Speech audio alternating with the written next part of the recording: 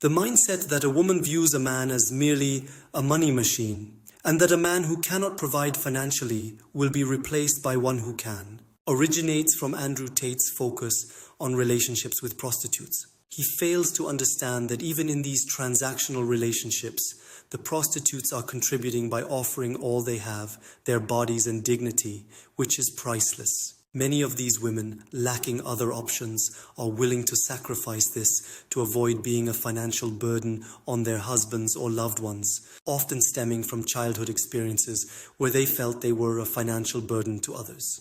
This is their driving force. To truly understand their perspective, we must learn to put ourselves in their shoes, something we often fail to do, including myself. Women in general do not simply want to take, they want to be contributing partners. It is us who are delusional, driven by excessive pride, who fail to recognize this deeper mutual aspect of a genuine connection, and the sacrifices women make in a world where resources are scarce. In a world where the total liquid wealth is roughly $40 trillion and with a population of about 8.1 billion people worldwide, that means we each would only have around 4,140 on average.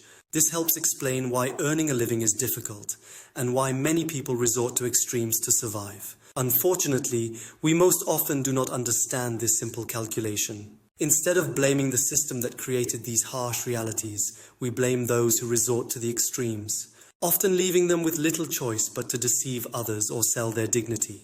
We must learn about the IKEA effect, which highlights how people value things more when they have contributed to their creation. Let's make our partners actively feel that they are an equal part of our success, and they will value it far more than if we make them feel their contributions don't matter. In reality, the person who listens to our ideas, acts as our sounding board, and provides logical feedback plays an equal role in our success. They create the space for us to express ourselves, feel heard, and gain the confidence to recognize the potential and value in our ideas. Secondly, to create a real lasting impact in a relationship, we must develop a deeper connection. This involves helping our partner release their inner pain and openly expressing our own vulnerabilities. Doing this requires a listening ear, embracing vulnerability without self-pity, and engaging in open, logical, and meaningful conversations. These spark a genuine connection on a soul level. Finally, we must ensure that trust remains sacred.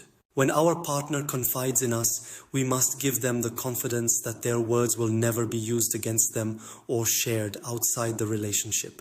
For example, what's spoken in private, especially in intimate moments, should never leave that space. A single joke or careless remark about their vulnerability can destroy the trust we've built, potentially forever.